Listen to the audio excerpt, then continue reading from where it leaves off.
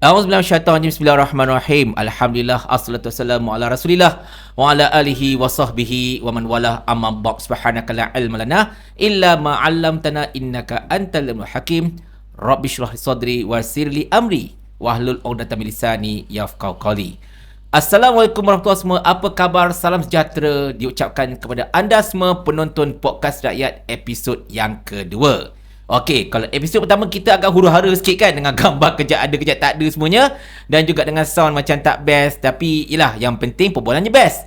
Pada kali ini insya-Allah podcast rakyat dapat diperbaiki, dan insya-Allah saya akan cuba terus membaiki lagi kepada anda semua supaya anda dapat yang terbaik dari kami Berry Roundtable dan juga 3M Media. Jadi untuk sesi kali ni memang sonok lah. Kalau sesi malam ini, kalau anda lihat dan kalau anda tonton kami huru-hara sikit, tak ada apa-apalah. Sebab 3 orang manusia yang paling huru-hara berkumpul pada hari ini untuk bercakap tentang topik kerajaan ini, kerajaan yang huru-hara. Yang pertamanya, perkenalkan di belah kanan saya, seorang yang tidak perlu diperkenalkan lagi sebenarnya, seorang yang entah datang dari langit mana tiba-tiba tu dia ahli politik. Kita memperkenalkan Datuk Albert T. Apa khabar, Albert? Baik, selamat malam semua. Selamat malam. Bila kamu keluar ni? Malam juga. Okey, selamat malam semua. Saya Albert Revo Mati.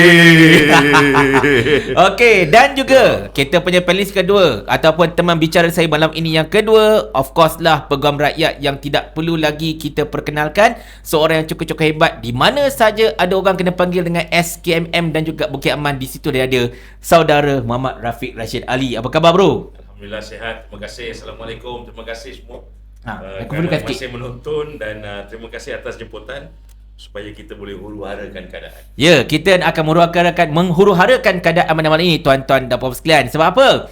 Sebab macam biasalah, kami bertiga lah yang paling lantang bersuara sebenarnya berkenaan dengan kerajaan ini.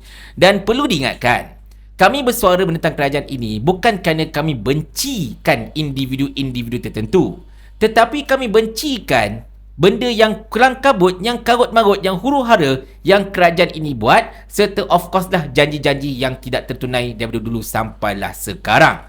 Dan menyebut tentang janji tak tertunai ini, of course ada orang yang memang betul-betul bengang dengan SPRM, iaitulah Albert. Kiranya Albert ini kan, kita semua tahu kisah dia lah, daripada cerita berkenaan dengan skandal tanah dekat Sabah, bila-bila ringgit tu kan, yang menyaksikan beliau digelarkan sebagai perasuah dan sebagainya, tapi beliau juga bertindak sebagai whistleblower.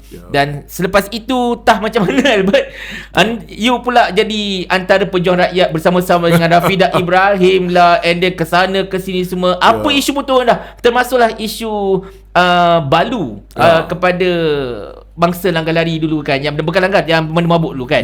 Okey. Tapi Albert, saya nak tanya soalan untuk pembuka bicara lah malam ni.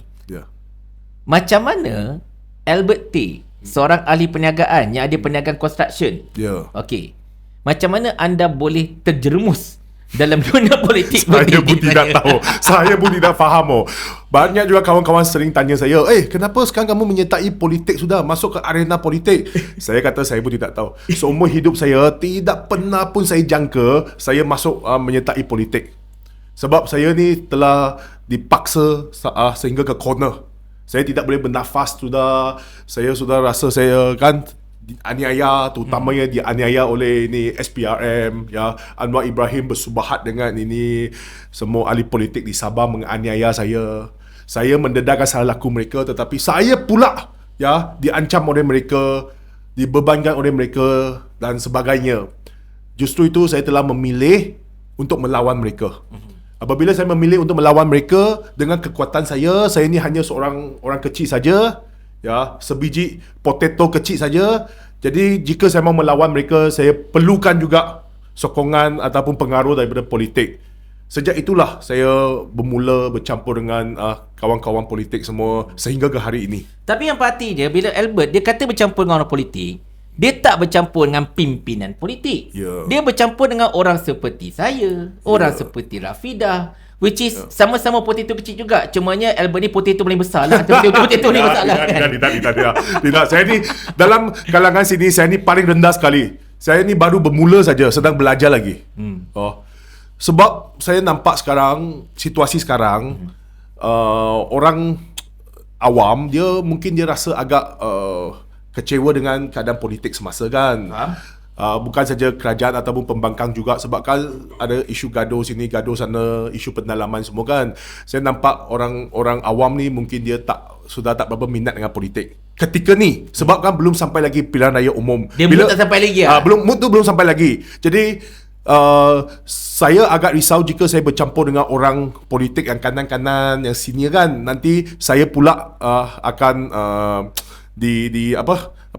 diserang lah oleh ini masyarakat. Sebab tu saya hanya campur dengan kawan-kawan seperti Bapak Barry semualah. Tapi in fact, ingat tak you ada tangkap kawan dengan Mahathir, ingat tak? Ya. Itu mana serang? Ya, serang. Semua kata saya ni anak buah Mahathir lah. Kena upah. Kena upah lah. Mahathir adalah kingmaker lah. Dia yang design, mereka segalanya. Saya hanya melaksanakan. Ini apa manusia ni? Memang zaman sekarang ni manusia punya otak ni memang terlalu banyak fikir lah. Janganlah terlalu banyak stres lah. Jangan terlalu banyak fikir. Sebenarnya itulah kali pertama saya jumpa Tun Dr. Mahathir. Seumur hidup saya, tahun lepas kan? Ya, tahun lepas saya umur 37 tahun. Baru 37 Tahun ni 38. Tahun ni 38. Ya. Jadi seumur hidup sampai saya umur 37, itulah kali pertama saya jumpa Tun Dr. Mahathir. Syukurlah saya masih sempat berjumpa dengan beliau kan, seorang yang umur 100 tahun. And speaking of which lah kan, orang yang paling boleh katakan antara kita bertiga lah, yang paling kerap berjumpa dengan Tun Dr. Mahathir ialah of course Rafiq lah kan. Sebagai Ketua Penerangan Pejuang yang yelah kita semua tahu Tun merupakan mantan pengasas, masih mengasas dan juga mantan pengurusi kepada Pejuang dan sebagainya, sebelum digantikan dengan Datuk Seri Mukhriz. Tapi untuk Rafiq, kita antara perkara yang paling besar lah kan yang tengah berlaku dekat negara kita sebelum ini, dalam tempoh beberapa bulan kebelakangan ini, ialah of course isu tentang SPRM. Dan di mana Tuan Rafiq sendiri pun antara orang yang banyak menulis berkenaan dengan SPRM, terutamanya berhubung dengan dakwaan-dakwaan yang masih lagi tidak berjawab, dengan saman-saman yang tak nampak di batang hidungnya mana, dan kemudiannya dengan segala tuduhan-tuduhan yang sampai sekarang ini tidak mampu ditepis dan macam-macam lagi.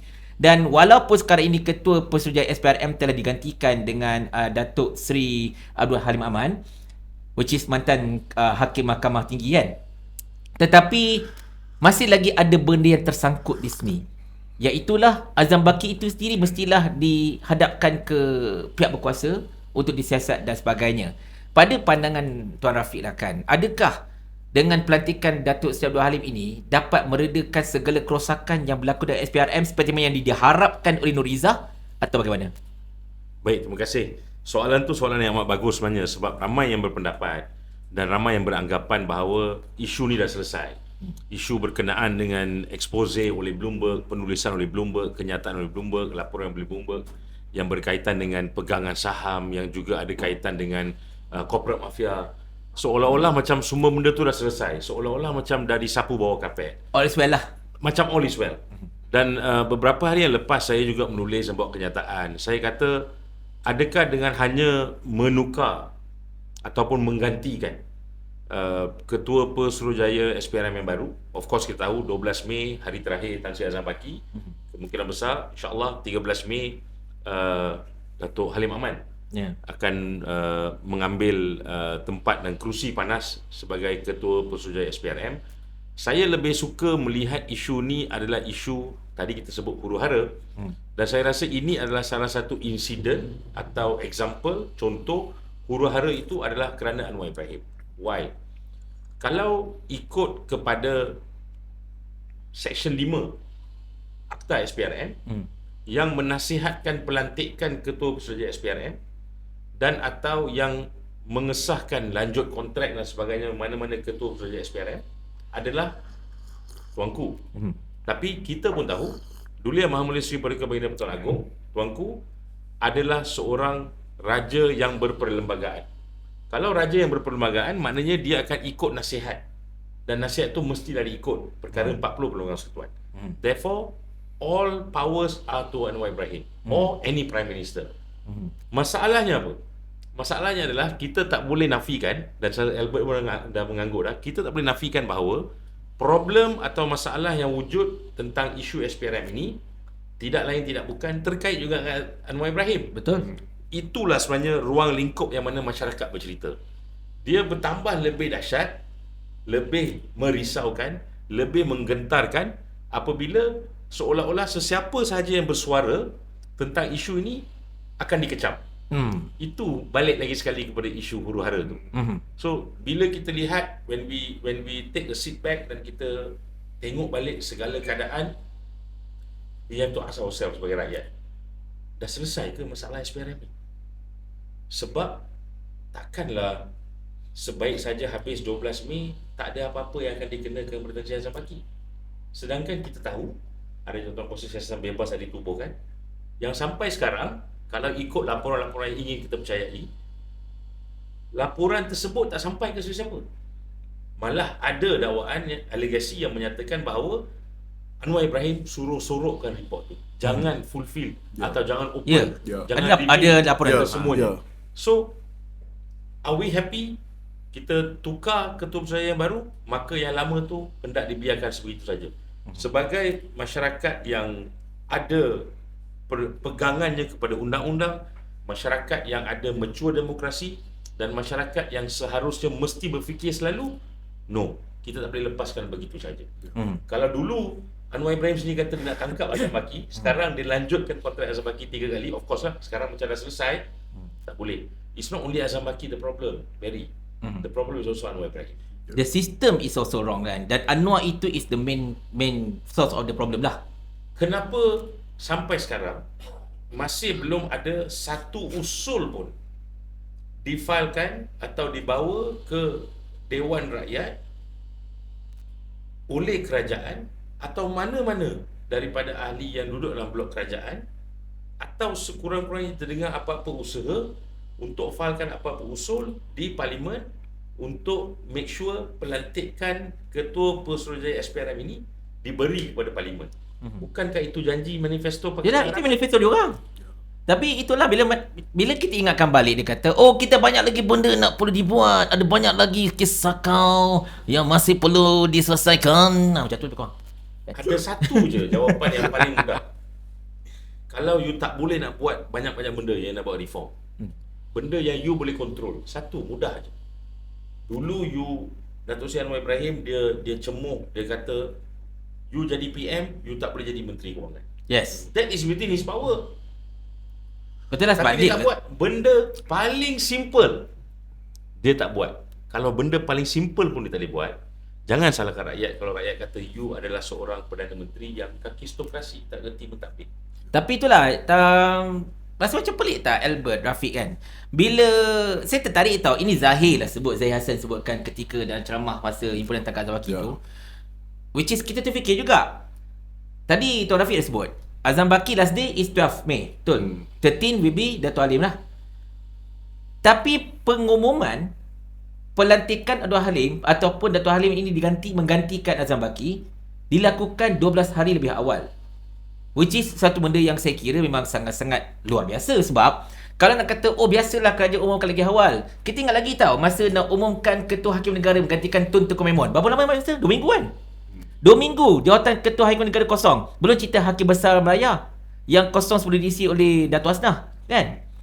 Jadi kenapa terlalu tergesa-gesa Tuan Rafiq? Kenapa macam sampai 12 hari? 12 hari lagi benda apa tu Azam Baki nak retire, tiba-tiba dia terus umum. Kempen tangkap Azam Baki dan kempen untuk turun ke jalan raya, yang saya kena salute kepada anak-anak muda yang berani sekarang bersuara, iaitu daripada Mandiri kan, sampai diorang kena tangkap. Yang saya rasa tidak adil. Sepatutnya berlangsung dan telah berlangsung pada hari Sabtu, 25 April. Bila pengumuman pelantikan Pesuruhjaya baru? Hari yang sama. Hari sama kan? Pagi itu. Ya, betul. Kalau kita ingat, perkara yang sama juga berlaku masa kita nak turun ke jalan raya tahun lepas atau 2 tahun lepas, turun Anwar. Ya.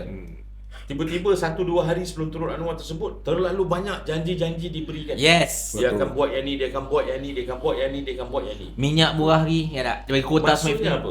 Maksudnya kerajaan yang ada hari ini dipimpin oleh seorang Perdana Menteri yang buat knee jerk reaction. Dia tak ada plan ke depan. Dia hanya plan berdasarkan kepada apa yang berlaku di hadapan dia. Here and now. Tengah marah, buat keputusan. Rakyat tengah tak puas hati, buat keputusan. Akhirnya you sweep bawah kapet sebab you tak fikir. So itulah sebenarnya kita kata huru-hara dan kelemahan. Dia macam populis lah kan. Dia macam buat keputusan bukan untuk jangka masa panjang, bukan untuk kebaikan negara as a whole, tetapi untuk populis. Sebab takut orang marah. Macam tu lah lebih kurang kan. Dan juga saya percaya apa yang dia akan berlaku pada 13 Mei adalah tengok, saya dengar suara rakyat. Kami mendengar. Betul. Tapi betul lah. Adalah jawapan yang akan diberikan. Itu standard lah kan. Tapi in fact tengoklah apa Nur Izzah cakap. Nur Izzah kata apa? Oh, kita mengharapkan apa? Dia menggesa agar Dr. Halim ini dapat memulihkan kembali image SPRM and what not kan. Ya. Tapi Albert, kita harus tanya Nur Izzah tau. Sebab Nur Izzah hanya bersuara selepas Datuk Halim dilantik. Ya. Dia setiap akan keluarkan status kan. Tuan Rafiq kata, our effort has bore fruit. Dia kata, yield fruit. Maknanya hasil usaha kita membuahkan hasil. Ya. Aku dah tanya kau lah Albert, serius lah macamnya. Dia buat apa Izzah? Apa yang digesa selama ni dekat Anwar sampai Segala yang dia sebut tu, bila dia keluar saja statement, kena kritik. Bila dia cakap saja, dia buka mulut, asal buka mulut saja orang marah dia. Saya ingin bagi tahu kepada Bapak Beria, saya buat video kritik Nurul Izzah, dia punya view, dia punya like tu luar biasa. Bayangkan, dia lebih tinggi daripada saya kutuk DAP tau. Kalau saya kutuk saja Nurul Izzah, sebab dia ni kan cakap tak guna otak. Manusia yang tak ada otak, cakap tak guna otak itu, kan senang kita mau kritik dia. Mau tiaw dia, mau kritik dia, senang. Apa yang dia kata semua salah. Seolah-olah tak ada otak dah bila dia sebut sesuatu tu. Hari itu, saya masih ingat, dia kata, komo motor dekat Terengganu tu membazirkan minyak. Tetapi, bapak dia pakai helikopter, pakai private jet pergi JB, lepas tu balik Kuala Lumpur, pergi Ipoh. Bayangkan pergi Ipoh mau pakai private jet. Private jet sekali pergi terbang Ipoh balik 200-300 ribu. Kan? Yang 10 kilo konvoi motor tu di Terengganu tu, itu baru 10 kilo satu motor jalan 10 kilo. Jumlah semua motor mungkin saya rasa pakai tu minyak 30 ribu paling banyak. Dia memang bapak seorang saja sehari saja sudah pakai beratus ribu minyak. Jadi saya buat satu video tau. Saya kritik dia. Saya nampak semua orang sokong. Semua orang suka, seronok semua orang nampak. kau jangan. Tu kan timbalan presiden PKR Ya. baik tau. Dia apa fungsi dalam PKR? Kita lihat dalam 1 tahun ni, dia telah dipilih, dilantik kan, telah naik ke kerusi timbalan presiden tu. Apa fungsi dia? Tiada, saya tak pernah tengok dia buat apa. Sebelum dia jadi timbalan presiden PKR, saya masih ingat salah satu dia kata semasa dalam tempoh pencalonan tu, dia kata dia akan Cakap dengan bapak dia. Cakap dengan bapak dia ya, untuk tamatkan kontrak Azam Baki. Dia sebut masa tu. Yes. Ini salah satu tau. Dia punya manifesto untuk dia kempen dia sebagai timbalan presiden. Selepas dia jadi timbalan presiden PKR, dia diam saja. Langsung tiada bunyi sudah. Kita seluruh rakyat nampak dah dia sedang bohong tau.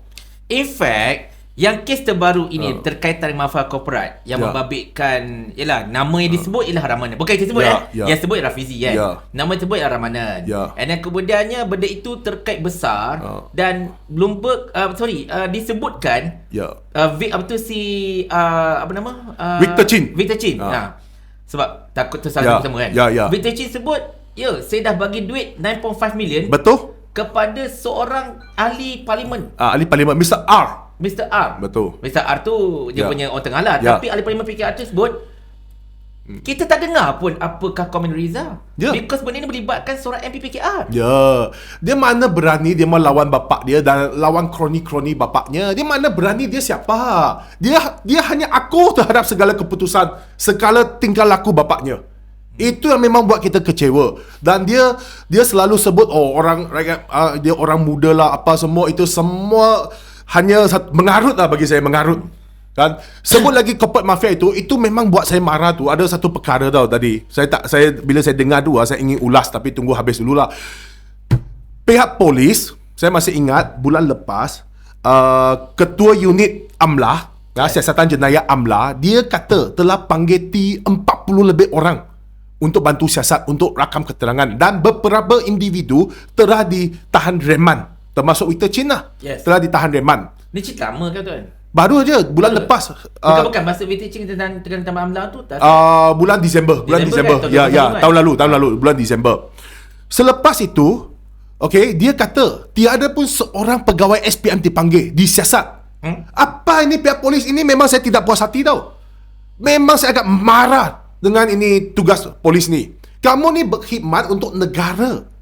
Namanya polis diraja, bukan polis Anwar tau. Bukan polis keluarga Anwar. Kamu ni diraja. Kamu bukan menurut kepada Anwar. Seorang pun SPM tidak dipanggil, tidak disiasat. Benda ni telah menimbulkan syak wang sangka. Benda ni tidak betul. Kita dengar saja, jangan kita lihatlah, kita dengar saja tahu sudah something wrong. Ada sesuatu yang tidak kena di dalam. Kenapa 40 lebih orang kamu siasat? Kenapa kamu tidak panggil pun seorang pegawai SPRM? Kita nampak dalam ini laporan Bloomberg, beberapa orang nama telah disiarkan di dalam kandungan laporan tersebut. Ada nama bukan Lim. Ada seorang pegawai dari bahagian D. Okey, dia punya ketua cawangan bahagian D, orang Cina tu. Cina. Aku lupalah nama dia apa. Kenapa tak panggil dia? Dan corporate mafia ini, dia tidak mungkin Azam Baki seorang saja tau yang terlibat tau. Azam Baki adalah ketua persuruhan SPRM. Dalam isu ini, dia mesti ada melibatkan banyak pegawai dia yang operate untuk Azam Baki. Mustahil Azam Baki seorang boleh mencetuskan modus operandi itu. Mustahil. Dia mesti ada anak buah dia, anak suruhan, budak suruhan dia untuk melakukan ini syndicate. Saya sebut ini sebagai syndicate sebab dia ramai orang. Dia bukan seorang, ini adalah satu syndicate. Kartel. Jadi kenapa, soalan saya, tiada pun seorang pegawai SPM dipanggil? Adakah SPM, pegawai SPM kebal di atas undang-undang? Dan kita tak adalah kata macam okey, confirm mereka buat. Ya. Tapi at least panggil tu siasat dulu. Lepas itu, yang paling celaka tu, tahu apa yang berlaku? Seminggu selepas itu, Ketua Polis Negara pula muncul panggil sidang akhbar, bagi tahu, kita telah melakukan siasatan, tiada SPM yang terlibat. Bayangkan, bahaya tau, itu sangat bahaya. Kamu belum siasat, terus kamu mengeluarkan pengesahan bahawa tiada sesiapa pegawai SPM yang terlibat. Kan? Benda tu tidak masuk akal lah bagi saya, tidak boleh diterima lah. Tapi itulah, ini yang kita kata huru-hara sebenarnya. Sebab benda ini boleh katakan sangat-sangat straightforward. Kita bukanlah nak menuduh siapa tu Rafiq kan. Sebab kita tahu nak tuduh ni kena ada bukti. Tetapi sekarang laporan dah ada. Bila laporan dah ada, of course, kena siasat lah. Kalau sedangkan orang biasa, sebagai contoh macam kita lah kan, dia katakan buat kesalahan sebagainya, confirm kita akan terus ke dalam. Kita akan disiasat dan kalau nasib kita baik, kita akan jadi alumni dan wangi lah. Kan? Macam saya lah kan. Tapi kalau tak, kita tengok apa yang jadi dekat, macam yang Albert sebutkan, pegawai SPRM, dia disebut-sebut nama dan sebagainya. In fact, banyak sebenarnya laporan-laporan seperti ini yang telah menyebut dengan jelas nama-nama individu, tapi langsung tidak diusik pun. Jadi, yelah, kita nak tanya soalan yang sama ni, saya rasa macam suatu klise sangat dah. But, why? And how?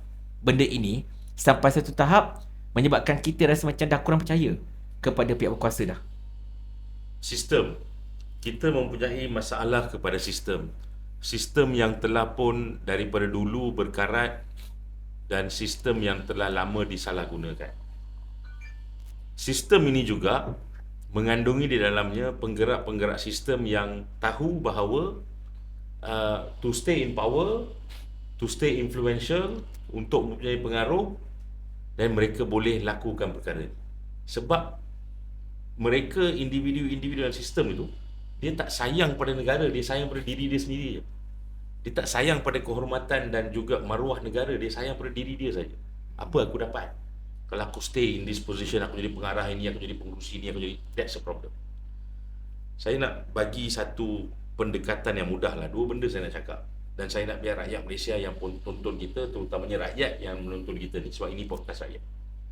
First point yang saya nak buat, sampai hari ini ada dakwaan-dakwaan, ada kata-kata yang jelas dalam satu video yang dikeluarkan, jelas ada suara Sofia Rini. Yes. Sofia Rini bercakap, antara lainnya dia bercakap tentang Samsul Iskandar. menggunakan keterangan Sofiarini, pertuduhan telah pun difailkan dan dibawa terhadap Samsul Iskandar di mahkamah. Semalam Samsul Iskandar gagal, pagi ni dia gagal untuk transfer kes dia daripada mahkamah session ke mahkamah tinggi. Alright, maknanya pertuduhan tu masih ada, pertuduhan akan dibicarakan, tapi kemungkinan besar yang akan jadi star witness dia, kalau dalam bahasa perundangan dia kenali sebagai crown witness, Yes. oleh prosecution, adalah Sofiarini tersebut. Ya. Maknanya setakat ke arah kes Samsul Iskandar, Sofiarini berkata benar. Sebab tu ada pertuduhan. Whatever happens dalam bicara, Samsul Iskandar menang ke kalah ke, dan akan diuji balas dalam keterangan-keterangan yang diberikan oleh Sofiarini, itu proses mahkamah. Tetapi sekurang-kurangnya setakat hari ini, Peguam Negara mempercayai dia ada kes yang kukuh, sebab tu dia failkan terhadap pertuduhan terhadap Samsul Iskandar melalui keterangan Sofiarini. Now, kalau Sofiarini yang sama, dalam video yang sama, extend sikit masa, dia tambah, dia kata sebenarnya ada lagi kes, iaitu wang bilion-bilion oleh Farhaj Wafa Salvador, sakau songlap arahan daripada Anwar Ibrahim. Apa yang Anwar jawab? Anwar kata, jangan tuduh, Makcik ni, bawa lah bukti. Ini makcik ni cerita, you nak percaya semua. makcik tu bagi. Jawapan daripada Perdana Menteri. Flip the coin. Kenapa selama ni you boleh label semua orang sakau bilion-bilion? Oh, masa tu tak perlu ada bukti, tak perlu ada siasatan. Double standard lah. Kita huru-hara kerajaan sebab ada double standard. Whatever Anwar says, we are supposed to accept. Whatever yang kita nak kritik, salah. Itu masalah paling besar negara sekarang ni. Sebab tu saya kata all roads lead to Anwar Ibrahim. Betul. Second point, let's say lah kita flip the coin again, kita terbalikkan keadaan. Hari ini contohnya, isu tentang corporate mafia, contoh isu tentang Sofiarini, isu tentang Albert Tay, isu tentang skandal pelombongan Sabah, isu terkait dengan krisis Negeri Sembilan, mungkin kita discuss lepas ni, isu tentang diesel, isu tentang bahan api, isu tentang pelbagai masalah lain dalam kerajaan, isu tentang perjanjian Anwar Trump yang ditandatangani itu. Let's say lah, benda ini semua berlaku semasa Perikatan Nasional berkuasa. You tak rasa ke Anwar Ibrahim akan buat benda yang sama? Tiap-tiap hari dia demo. Ya. You tak rasa Betul ke je. Anwar Ibrahim, tak rasa ke Anwar Ibrahim turun ke Sogo? Oh, Tak rasa ke Anwar Ibrahim buat laporan kat Dawangi? Bukan masalah rasa je. Saya yakin dia percaya kalau benda berlaku ketika zaman Najib contohnya, atau zaman Perikatan Nasional, Anwar akan pindah daripada Basogo tu. Dia buat rumah kat situ. Saya katakan, ultimate hipokrasinya adalah Anwar boleh buat, kita tak boleh buat. This is the biggest problem in this country. Betul. Anwar Ibrahim. Tapi itulah, Betul. if you want to add lah pasal video Sofiarini, because you are the person who said kan. Okay. Soalan tak. Ya. Saya tidak tahu siapa yang viralkan, yang sebarkan. Saya tidak tahu sebab itu page Facebook tu saya tak kenal. Okay, saya nampaklah PKR Terengganu. Mungkin orang dalam PKR yang buat, saya tidak tahu sebab dia ada access masuk kepada page PKR. Okay, itu saya tidak tahu lah. Tetapi saya ingin mengulas berhubung kataan Anwar Ibrahim semasa dia ditanya oleh wartawan, kan? Di Johor tu, dia jawab tu makcik tu lah. Makcik. Dia kata, kamu percaya? Kenapa dia takut sangat ketika itu? Dia biasanya dia bukan cara begitu jawab soalan tau. Dia pula pergi tanya sama wartawan, kau Perdana Menteri tau. Kau pula pergi tanya sama wartawan, kamu percaya? Apa itu? Saya nampak dia stress tau, dia panik ketika itu. Itu pertama. Yang kedua, saya ingin menekankan satu perkara. Dia sebut itu makcik itu, pakcik, gara-gara makcik itu setiap usaha politik kanan kau letak jawatan, disiasat, ditangkap, dituduh pakcik. Gara-gara makcik tu Samsul Iskandar baru kena. Gara-gara dakwaan makcik itu, tuduhan makcik itu dalam video tersebut, ketika disebarkan pada berapa hari bulan 23 hari bulan tak salah saya, November kan. Okay. Gara-gara tuduhan tu, di dalam video yang makcik tu membuat tuduhan tersebut tersebar, baru Samsul Iskandar disiasat, ditangkap. Jadi sekarang Sofiarini membuat tuduhan yang lebih berat terhadap Anwar Ibrahim. Kenapa tidak siasat? Kenapa tiada proses siasatan dilakukan sehingga ke hari ini? Dia seolah-olah ini makcik yang tuduh ni, Sofiarini ni Anwar Ibrahim sebut kau makcik bukan saya Makcik ini tuduhan yang dia buat tu, yang Anwar mau, yang SPIM mau, yang pihak penguasa mau, dia ambil, dia siasat. Yang tuduhan yang dia tak mau, melibatkan Farhash, melibatkan Azam Baki, melibatkan Anwar tu, dia pekak tak nampak, dia buta tak nampak. Aku tak tahu, aku tak nampak. Apa ini? Ini sistem songsang tau. Sistem ni ada masalah. Sistem kita mengalami penyakit yang sangat tenat sekarang. Seolah-olah seperti kanser sistem ni. Saya sedang menunggu. Saya sedang menunggu sebenarnya. Saya mau buat laporan polis. Tapi ini kali saya sudah belajar, saya sudah menjadi bijak. Bukan macam dulu lagi. Saya sedang menunggu tindakan pihak kerajaan, tindakan Anwar dan tindakan ahli-ahli politik yang lain. Okey? Apa tindakan selanjutnya berhubung dakwaan Sofiarini ni? Ini agak berat tau. Bukan agak berat, sangat berat tau apa yang dia dakwaan dia tu. Dia kata Farhash ada 2 warga negara tau. Di dalam perlembagaan kita tidak boleh, kita hanya dibenarkan untuk memiliki 1 warga negara. Betul.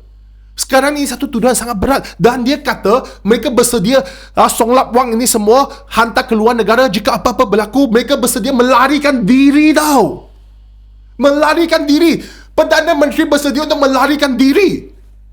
Aduh. Tapi tiada tindakan sehingga hari ini. Even tak ada saman pun. Let's say lah kalau macam contohlah kan Sofiarini is telling the lies kan.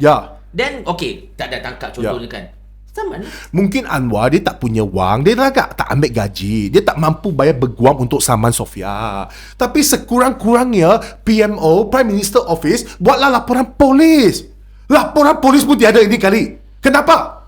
Jika benda tu tidak betul, kenapa laporan polis pun tiada? Albert, you kata Anwar tak ada duit. Kes Yusof Water dia tukar lawyer sampai 4 kali tau. Mungkin dia memang sudah habis belanja bayar kepada peguam tersebut. Jadi dia tak punya wang. Macam mana dia mau saman? Kan? Mungkin lah. Mungkin. Dia dapat gaji kan? Dia dapat gaji sebab tu dia tak mampu untuk saman Sofiarini. Tetapi kalau kamu tak saman pun, sekurang-kurangnya kamu arahkan pegawai kamu, bagilah buat laporan polis. Itu fitnah jenayah tau. Even MK pun tak pada polis kan? Tak. Tiada sesiapa buat laporan polis sehingga hari ini. Ada tak siapa-siapa? Ada. Saya nampak berita Putra. Ada Putra. Putra ni cerita lah. Ni dia beri PKR sebagai contoh kan? Ada. Patutnya kalau macam contoh, like for example kat MK, biasa MK akan bagi report polis. Ingat tak macam kes Bloomberg yang mula-mula dulu pasal kasino tu kan? Kan dia orang laporan polis time tu. But this time dia tak ada. Tiada. Bermakna ada sesuatu yang tidak kena. Bermakna tuduhan dia tu memang berasas. Jika mereka buat laporan polis siasat lagi, terdapat sesuatu, mampuslah dia. Tapi itulah benda kita nak cakap lebih-lebih pun susah sebab macam disebutkan oleh Albert, disebutkan oleh Rafiq tadi. Tuduhan oleh Sofiarini ini bukan biasa-biasa tau. Bukan sekadar melibatkan proses penyakawan, bukan melibatkan proses pemindahan wang berbilion ringgit ke luar negara. Kalau ikutkan video tu Afrika lah kan. Afrika, Turki. Tapi dalam masa yang sama juga tuduhan, dia ada 3 video setakat yang saya ingat lah. Video pertama of course berkenaan dengan Syamsul. Video kedua berkenaan keterlibatan Azam Baki kan. Dan nombor 3-nya of course yang inilah. Ada nombor 3 belum? Ini nombor 4. Kalau tak salah saya, semasa saya ditahan dan lock up, saya difahamkan oleh pegawai ada pula video baru bahawa Anwar yang arahkan Syamsul Iskandar keluarkan surat sokongan tersebut. Yang Syamsul kantoi 5 surat sokongan tu. Saya masih ingat. Saya masih ingat itu. Ada. Nampak aku tak lupa. Ketika itu saya masih tahanan, saya di dalam lock up. Saya masih ingat hari Isnin tu. Itu yang kau keluar baju lokal SPRM warna-warni ni.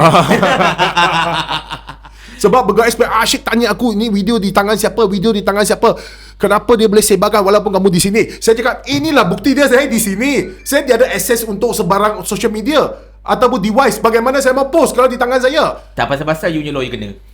Betul. Saya punya lawyer pula digorek lah, di press lah, di press untuk minta itu video lah segalanya. Tapi itulah dia tuan-tuan sekalian. Yang kelakar dan peliknya sebenarnya kan. Kata apa? Yang agak kelakar lah sebenarnya kan. Saya nak balik pada Rafiq lah sebenarnya. Kalau ikutkan. Kita dapat lihat tau. Baru-baru ini seorang Yelah, seorang wanita biasa lah, seorang makcik biasa. Makcik aku tak tahu makcik tak makcik kan. Yang merupakan pengguna internet biasa, TikToker biasa, rakyat biasa, telah ditahan dan direman sampai 3 hari oleh pihak polis kerana mengeluarkan video yang mengkritik Datuk Seri Anwar. Which is, kita semua tengok video tu. Yeah. Kita semua tengok video George Milla tu, which is tak ada isu pun langsung. Dia cakap benda yang kita semua cakap tiap-tiap hari. Bahkan kita cakap dia teruk, Albert cakap dia teruk. Kan? Ya, saya mengaku. Dia cakap dia teruk. Ya, saya mengaku, tak ada masalah. Kan? Tapi dia kena reman 3 hari. Sofia ni is more than that. Dia bukan sekadar bercakap mengkritik Perdana Menteri, but dia telah melakukan satu accusation, satu tuduhan, satu dakwaan yang bukan kecil anak sebenarnya terhadap Anwar Ibrahim. Tapi tak dipanggil pun untuk tangkap ke siasat ke apa ke. Semasa kerajaan ini berada dalam pembangkang. Sebab tu saya selalu sarankan dekat rakyat Malaysia, kita kena berfikiran waras dan kita kena ada skop pemikiran yang terbuka. Dan kita kena lihat kepada sejarah dan rentetan sejarah. Kerajaan yang ada hari ini, dia sampai ke Putrajaya atas janji dia akan ada kebebasan bersuara. Atas janji dia akan buat reformasi institusi. Atas janji dia akan ada tata kelola atau governance. Dan of course, atas janji bahawa kebebasan bersuara itu penting. Ini semua adalah batu-batu asas yang dijadikan loncatan kepada mereka sampai ke Putrajaya. Tapi bila diorang sampai ke Putrajaya, diorang tak tunaikan segala janji tersebut. Ada tak benda yang diorang buat selama 3 tahun ni yang ada diorang tunai janji? Ada benda yang diorang buat, yes, betul. Tapi asas-asas yang bawa mereka ke Putrajaya, asas-asas yang dijadikan dendangan oleh mereka di setiap pentas ceramah, di setiap pelosok negara untuk bawa diorang ke Putrajaya, untuk memenangi election sehingga akhirnya Datuk Seri Anwar Ibrahim jadi Perdana Menteri, kebebasan bersuara. Nak hapus akta hasutan, nak hapus akta yang drakonian, nak pastikan undang-undang ni tidak menekan rakyat biasa. Dia tak pakai, dia tak buat. Kalau dia tak buat, tak apa lagi dah. Tapi instead of tidak melakukan pemansuhan, pembatalan atau segala effort untuk melakukan pembatalan tersebut, dia gunakan pula undang-undang yang dia kata dulu zalim ke atas orang biasa. Beri tak apa. Kalau dia nak kenakan orang politik, dia nak kenakan pemimpin politik, itu mainan politik. Standard. Itu serangan politik, dan saya rasa ahli politik pun tahu. That is something yang you step into yang you mungkin akan kena. Asam garam. Itu hazard of the job lah. Asam garam. But ini adalah rakyat biasa. Okey. Ramai yang akan cemuh lah bila kita cakap macam ni kan. Sila. Ramai akan kata, Kita memang mengundang cemuhan. tengoklah ni, dia maki, ini semua fitnah. Kebebasan bersuara itu tak mutlak. Kebebasan bersuara tidak boleh disalahgunakan. First, saya setuju. Di dalam perlembagaan negara kita, dan perlembagaan negara kita adalah undang-undang paling tinggi dekat negara kita ni. Semua orang kena hormat undang-undang tersebut. Saya dah banyak kali cakap dah. Keluhuran perlembagaan, kedaulatan undang-undang, ketertinggian perlembagaan, tidak ada sesuatu yang dikenali sebagai kebebasan bersuara yang mutlak. There is no such thing as 100% freedom of speech. Sebab perkara 10 Perlembagaan Persekutuan, semua orang ada hak bersuara. Tapi ada had kepada kebebasan bersuara tersebut. Ada benda yang kita tak boleh cakap. Kita tak boleh kata-kata keji, kata-kata lucah, kata-kata yang boleh membawa gentarkan perasaan awam. Tak boleh macam menghina Raja-Raja Melayu, menghina kehakiman, menghina sesiapa dari segi rupa bentuk fizikal dan sebagainya. Mempertikaikan kisah Melayu. Mempertikaikan kisah Melayu, itu semua kita faham. Dan juga mempertikaikan orang-orang Cina, India dan bangsa-bangsa lain. Kita tidak mahu menimbulkan keresahan perkauman. Betul. Itu semua kita setuju. Dan saya rasa majoriti, kalau tidak semua rakyat Malaysia akan bersetuju perkara tersebut. But masalahnya di mana? Masalahnya adalah apabila kalaulah George Milla tu, dia ditahan dan seterusnya direman 3 hari berdasarkan kepada video berdurasi 3 minit 14 saat. Video durasi 3 minit 14 saat tersebut, pertama, tidak ada kata-kata lucah, tidak ada kata-kata kesat, tidak ada kata-kata yang boleh menimbulkan kegentaran kepada perkauman agama dan sebagainya, tidak menghina Raja-Raja Melayu. Apa yang dinyatakan dalam tersebut? Dia menyatakan bahawa eloklah Anwar Ibrahim jadi pembangkang balik. Betul. Sebab apa yang you cakap dulu you tak lakukan. Apa yang you lawan hentam kerajaan dulu, itulah yang you lakukan. Dia lagi function je ketua bangkang. Dia lebih function kalau jadi ketua pembangkang. Dan sebenarnya video tersebut dipersetujui oleh ramai orang. Betul? Ramai orang sebenarnya bersetuju dengan pendapat beliau. Dan ramai orang menyatakan well delivered. Ucapan tersebut nampaknya menunjukkan emosi rakyat Malaysia kebanyakan hari ini. Ya. Itulah the nub of the problem. Kat situlah masalahnya.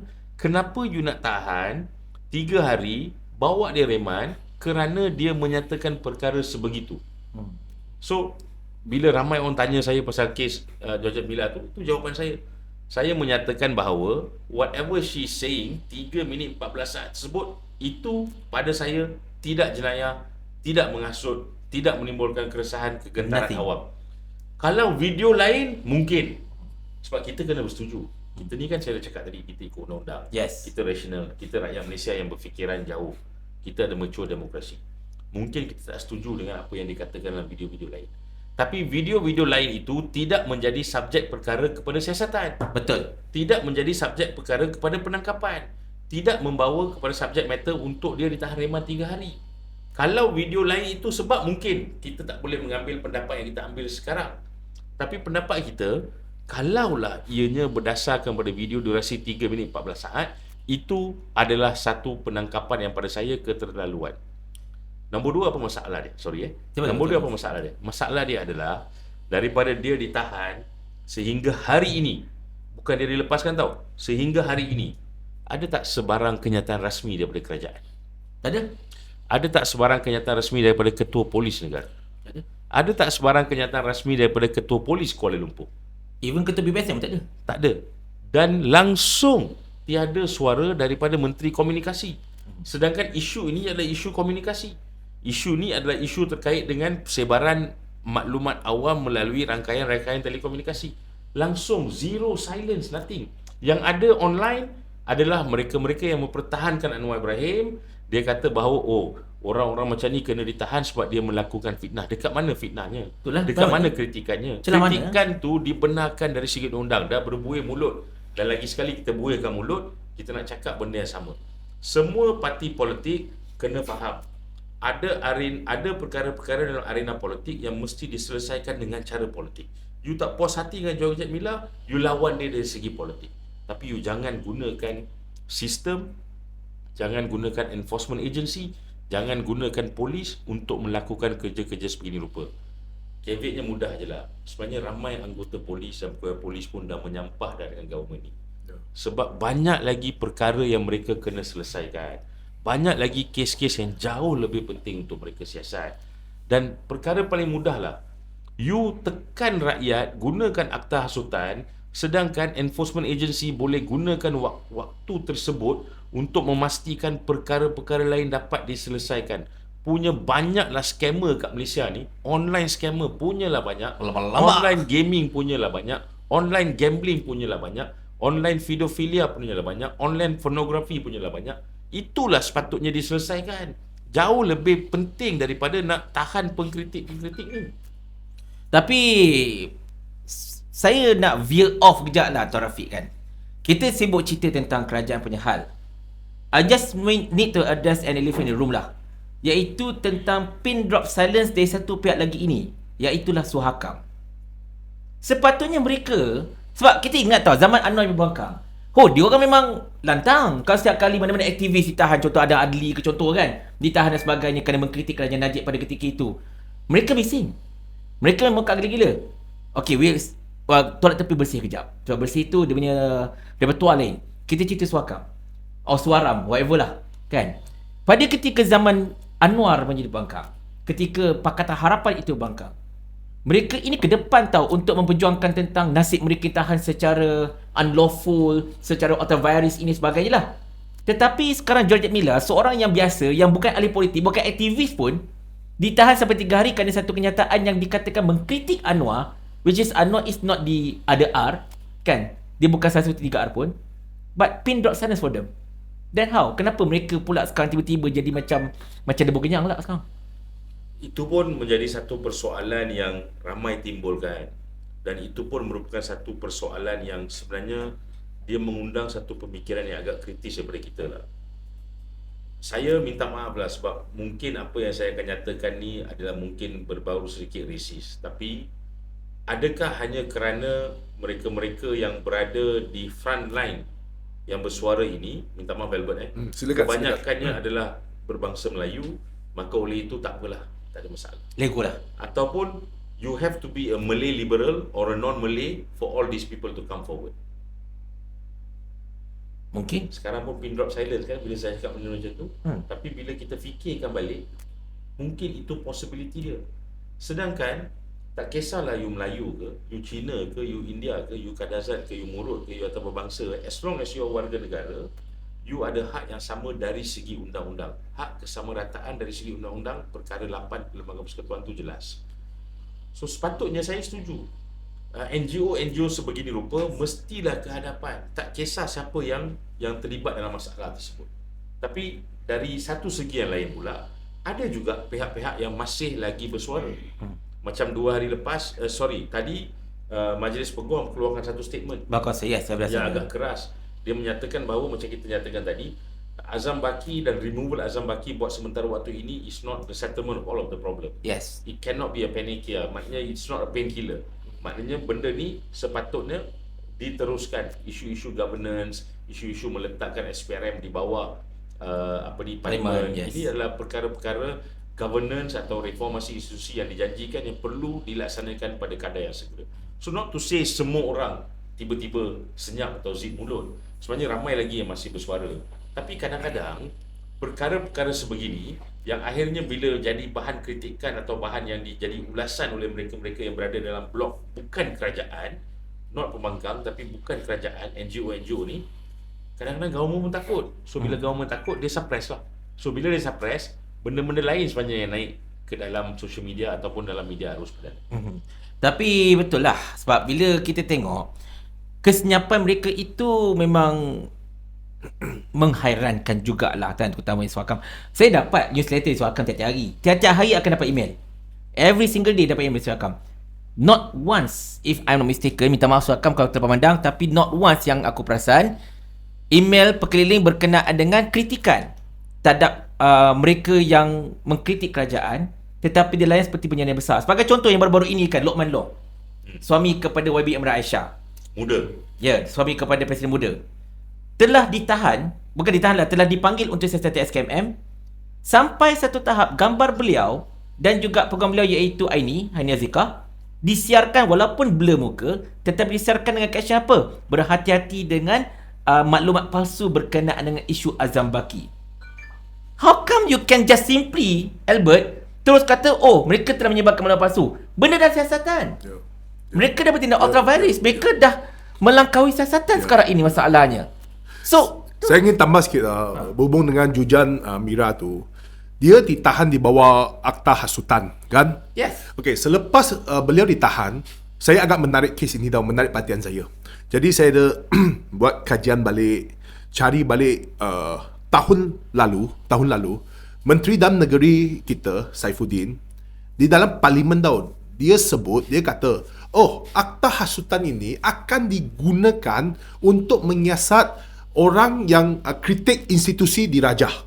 Okey, itu saja dia sebut. Kita tidak akan menggunakan akta ini untuk menyiasat mana-mana pihak yang mengkritik kerajaan. Dia sebut di dalam parlimen tau. Dia adalah Menteri Dalam Negeri.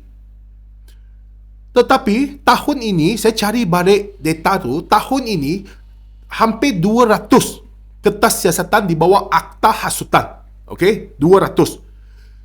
Majoritinya adalah siasat orang pihak yang kritik kerajaan. Bermakna apa yang dia kata, dia beri jaminan di parlimen, kataan tersebut adalah satu pembohongan. Dia hanya memperdayakan rakyat Malaysia. Kau seorang Menteri Dalam Negeri, kita percaya kepada kamu. Itu adalah parlimen, tempat yang mulia. Kamu memberikan satu jaminan. Tetapi apa yang berlaku, data yang terbaru ni, saya dapat jumpa ni, saya cari semua. Hampir 200 kertas siasatan di bawah akta hasutan. Majority adalah orang yang kritik kerajaan. Itu adalah telah menghalang demokrasi kami tau. Kita ada sebuah negara yang demokrasi kan. Bermakna kita selepas ni, sesiapa yang mengkritik kerajaan akan diambilkan tindakan yang sama? Akan ditahan, direman ke? Itu pertama. Yang kedua, apabila kerajaan sekarang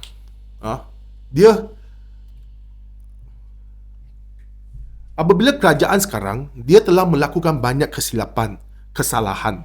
Dia tidak tahu lagi macam mana dia mau cuba menyelesaikan segala masalah itu, dan pilihan raya umum pun tidak lama lagi. Kita semua nampak kan? Tidak lama lagi pilihan raya umum. Saya nampak kerajaan semasa ini dia akan cuba membasmikan orang yang menimbulkan ataupun membangkitkan kesalahan mereka, mendedahkan kesilapan mereka ataupun kegagalan mereka. Jadi daripada dia sudah tahu dia tak sempat lagi untuk menyelesaikan segala isu tersebut. Saya rasa mereka sekarang ni tengah menggunakan satu kaedah adalah pancung membasmikan sesiapa yang cuba membangkitkan kesalahan mereka, kegagalan mereka. Seolah-olah mereka ni negara ni cantik, tiada sebarang kesalahan. Begitu. Nampak tak? Ini adalah amat dahsyat bagi saya.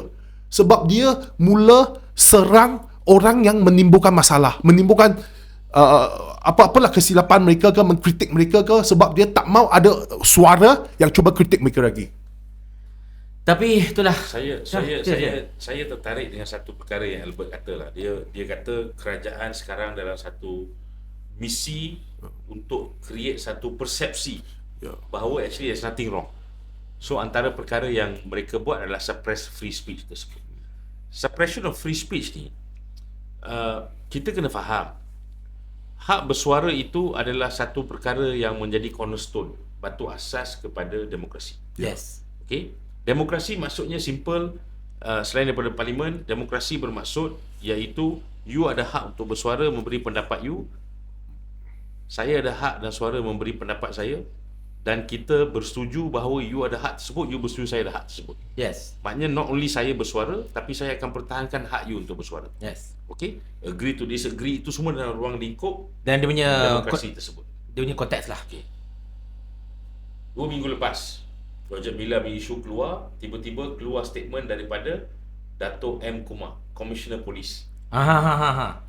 Jabatan Siaran Jenayah. JSJ, kan? yes. JSJ. Apa yang dikeluarkan kenyataan? Dia kata, kita nampak sekarang ada increase atau penambahan penularan isu-isu kritikan-kritikan yang berbahaya dalam social media.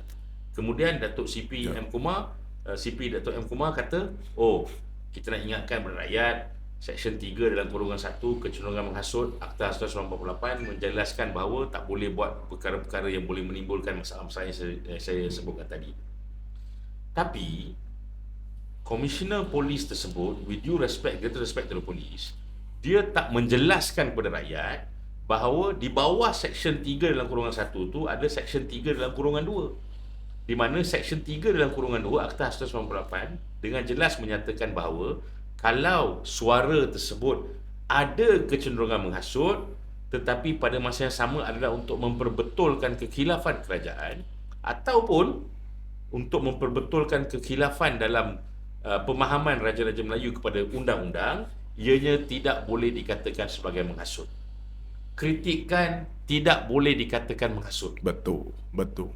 Kalau you hina atau kata-kata kesat, lucah atau menjatuhkan reputasi Raja-Raja Melayu, yang tu kita semua setuju. Dan seperti mana saya katakan tadi, Raja-Raja Melayu, pertengkaran kaum, isu rasism, ini semua kita setuju. Memang kita tidak boleh buat.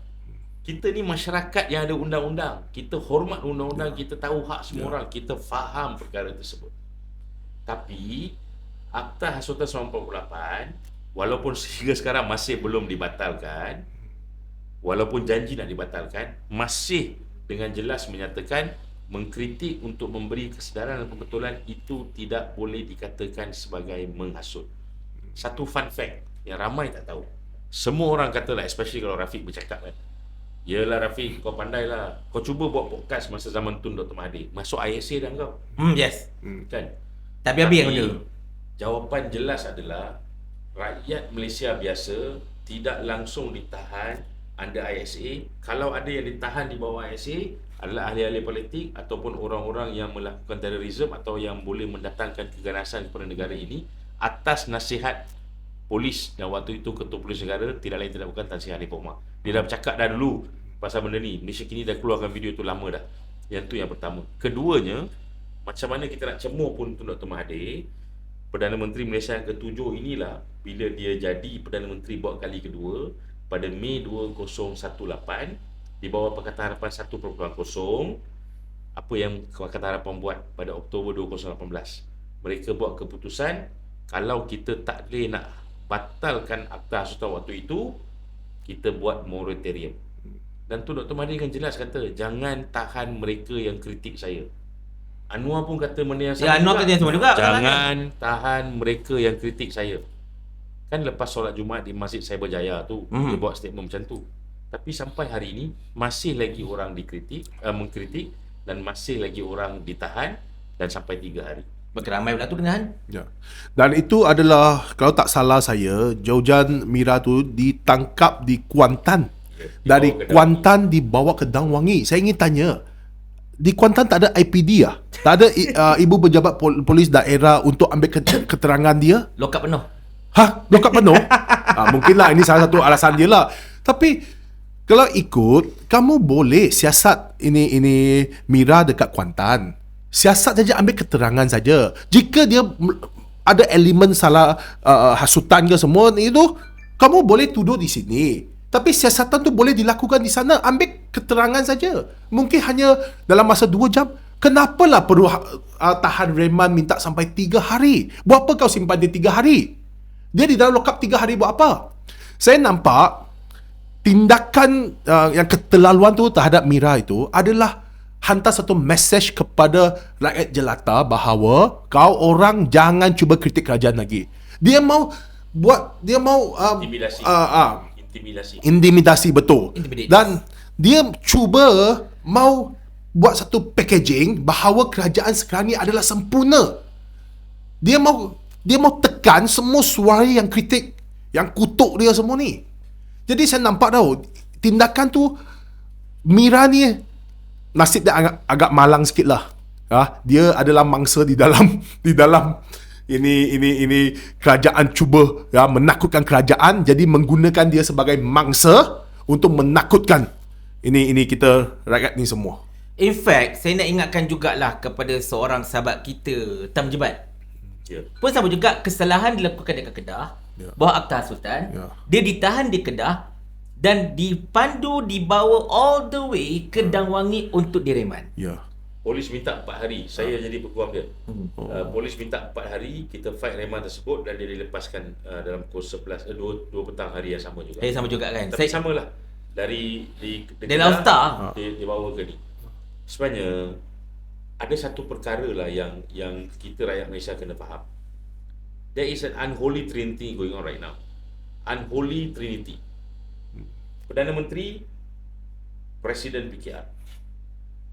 KDN, orang PKR. Ketua Agung kan? SU, yes. Ketua Agung, betul. PKR.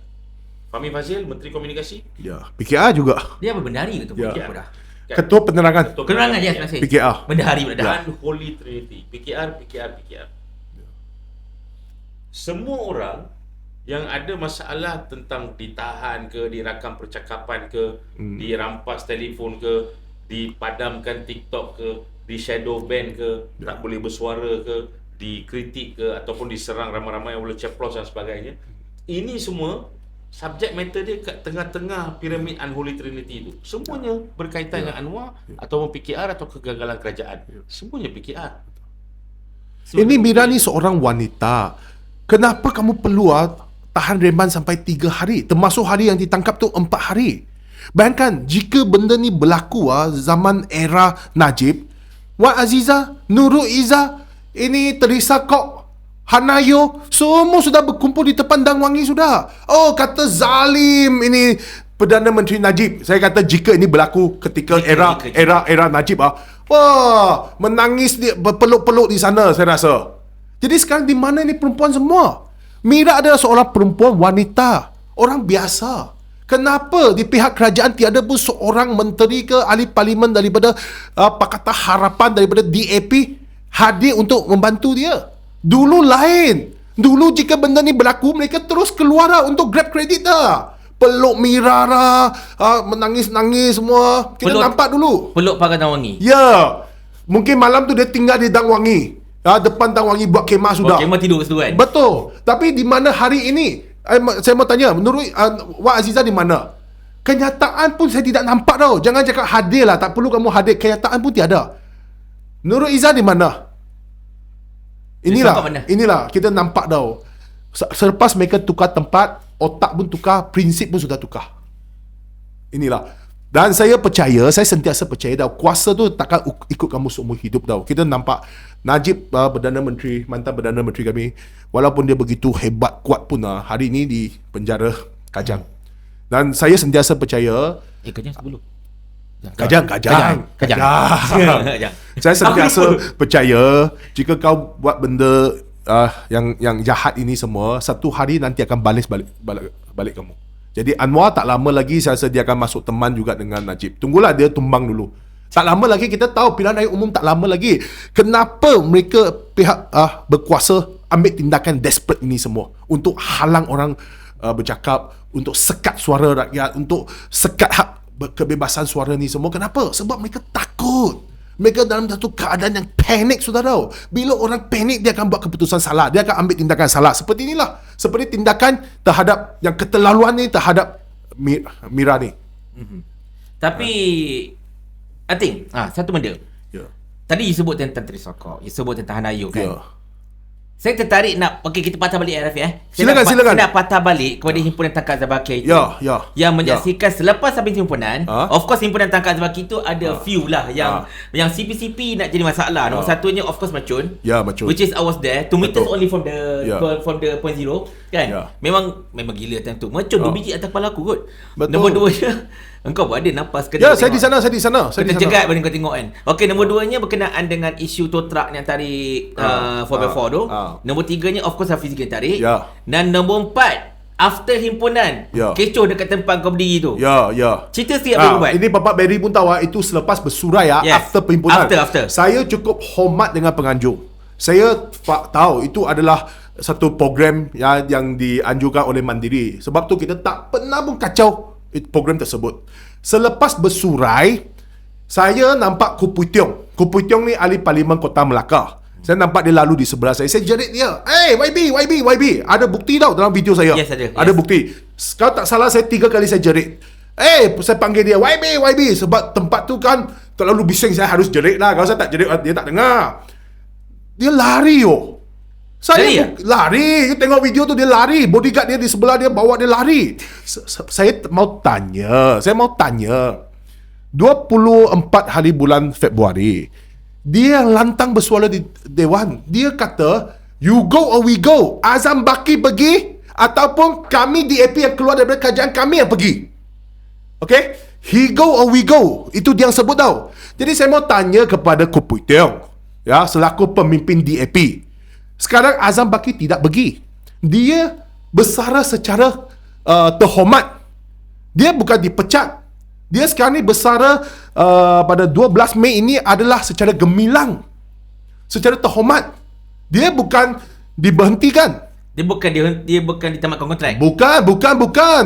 Justru itu saya ingin tanya kepada Kupui Tiong. Apa yang kamu janjikan, apa yang kamu buat perjanjian itu di Dewan, kamu harus menunaikan. Bukan kita yang paksa kamu cakap begitu. Kamu sendiri lantang. Dia mau tunjuk DAP ni hero. Mau tunjuk DAP ni kuat. Jadi selepas kamu buat perjanjian tersebut, hari ini kamu tidak dapat menunaikan. Kamu pura-pura bodoh saja. Saya tanya kau lari pula. Mana boleh begitu, kau ahli parlimen. Kamu harus bagi satu penjelasan kepada saya. Dan bukan saya seorang, ada rakan-rakan juga bersama saya. Kita asyik tanya dia tak mau jawab. Dan selepas itu dia tak mau jawab, saya pun pergilah kejar dia lah. Bukan kejar lah, pergi dekat sikit lah. YB. Kan?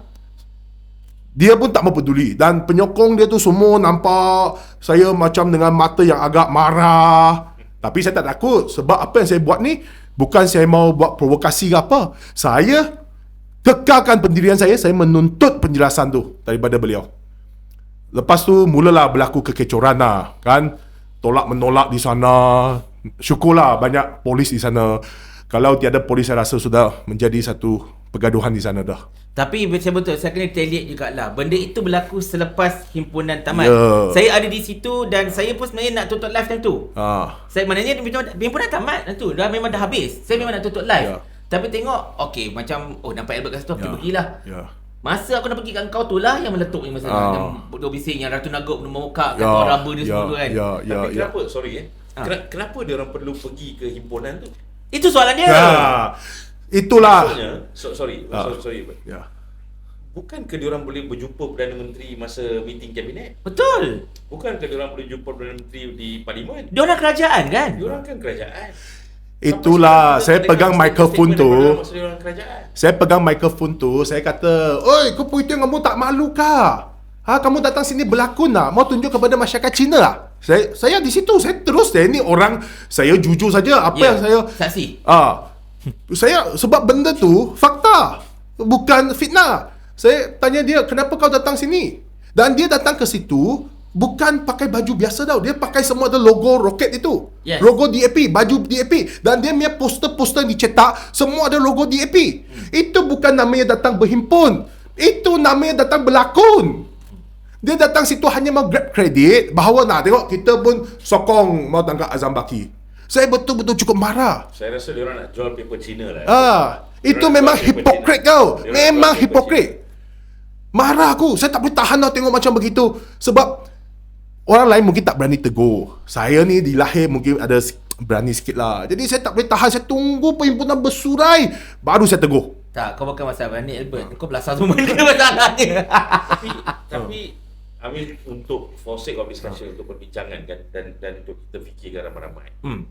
Mungkin kita tak perlu buat konklusi sekarang, mungkin kita biar rakyat berfikir. Itu antara reason kenapa kita buat podcast rakyat ni. Kita nak biar rakyat, ajak rakyat berfikir dan memikirkan perkara tersebut. Apakah perkara-perkara yang berlaku sekarang ini adalah kerana kerajaan yang ada hari ini dia mempunyai satu persaudaraan, satu persatuan yang hanya semata-mata nak berkuasa saja. As long as we stay in power. Ya, betul. Tapi sebenarnya yalah, mungkin tidur di katil yang sama, tidur satu bantal, mimpi lain-lain. Mimpi lain-lain. Sebab nampak agak jelas lah perkara tu. Betul. Ada perkara-perkara yang jelas dan perundangan kita pun jelas. Sebab tu saya selalu kata, kalau kita pegang betul-betul kepada perlembagaan persekutuan, rule of law, banyak benda boleh selesai di Malaysia ni. Collective responsibility. Collective responsibility bermaksud apa-apa sahaja keputusan kerajaan, semua orang terlibat dalam keputusan tersebut. Tanggung bersama. Ya, betul. Tak boleh sekarang DAP keluar pergi ke himpunan dan kata, "Oh, kita nak tangkap Azam Baki." Sedangkan Azam Baki dilanjutkan kontrak 3 kali. Maknanya Anwar Ibrahim lanjutkan kontrak 3 kali, Amanah pun setuju, PKR pun setuju, UMNO pun setuju, DAP pun setuju. So macam mana jalan dia? Buanglah semua parti-parti ni nanti masa election. Rafi mengingatkan saya satu perkara tau. Kenapa saya asyik tanya ni Kupui Tiong berhubung dengan isu yang he go or we go itu? Sebab Kupui Tiong ni dia agak keterlaluan tau. Dia dalam satu majlis Cina, majlis makan Cina lah, makan malam lah. Saya lupa lah itu satu tokong punya majlis ke apalah. Di situ dia guna bahasa Cina. Dia kata saya yang dedahkan isu itu tau. Baru ramai media datang grab tau. Dia sebut, saya akan menggesak kerajaan negeri, menasihatkan Seri Paduka Baginda yang di-Pertuan Agong untuk memberi darurat krisis tenaga ni. Yes. Ada. Saya Albert Tay yang ambil itu dia punya video, apa yang dia cakap itu, menterjemahkan kepada bahasa Melayu, baru media-media yang lain perasan perkara ini. Dia sebut dalam bahasa Cina. Sebab tu saya kata ni DAP amat bahaya. Dia main naratif, dia sebarkan naratif di masyarakat Cina dengan bahasa Cina. Orang Melayu tak tahu apa yang berlaku. Bayangkan dulu ini DAP semasa Muhyiddin Ingat semasa COVID tu Muhyiddin kan mengisytiharkan darurat. Yes. Darurat masa tu. Oh, kamu orang semua tibai sama Muhyiddin. Kata tidak perlulah buat darurat segala macam. Takut kalah lah. Takut kalah lah. Tapi sekarang kamu DAP, kamu sendiri yang menuntut untuk Darurat. mengisytiharkan darurat di negeri Melaka supaya PIN ditanggungkan. Dia sendiri sebut tau, kita menggesak kerajaan negeri Melaka, mencadangkan kepada Seri Paduka Baginda yang di-Pertuan Agong untuk mengisytiharkan darurat supaya PIN Sabah ditanggungkan. Dia sebut dalam bahasa Cina. Melaka. Melaka ditanggungkan. Kita negara demokrasi tau. Bagaimana kamu boleh bercakap dan mengeluarkan katanya langsung tidak bertanggungjawab? Saya cukup marah perkara tu sebab ini orang, manusia bermasalah. Dia cakap dekat Dewan, you go, Azam Baki go or we go. Sekarang ni DAP kekal dalam kerajaan. Azam Baki tidak go, tidak pergi. Kamu kekal dalam kerajaan, kamu tidak malu kah? Sebab tu saya asyik ambil tu mikrofon. Kamu tidak malu kah? Saya ucap ni berfakta. Sebab memang dia tidak menunaikan janji. Dia harus berasa malu. Sebab tu saya tanya dia banyak kali, kamu tidak malu kah? Speaking of which lah kan, batang on DAP yang tidak menunaikan janji kan, nak bersara whatever ni. Saya teringat Chong Zemin, ahli Parlimen Kampar. Dia pernah, this is the analysis story altogether lah kan, tapi just for the sake of discussion. Dia pernah berjanji untuk bersara dari politik sekiranya kalau benar masa itu KLSP rugi. Masa itu anda kata kalau EPF rugi, sebab masa itu dia bertekak dengan Bukasiong kan. Dia kata kalau memang terbukti memang KLSP rugi dan usaha niaga ini, saya tengok pasal apa, saya lupa pasal apa. BlackRock. Pasal MHB kot salah kan. Dia akan bersara. Dan Bukasiong telah berjanji buktikan KLSP rugi.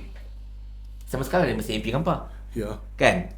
Tapi itulah tadi dia tersalah sebut PRN Sabah kan. Dia rindu kat Sabah sebenarnya.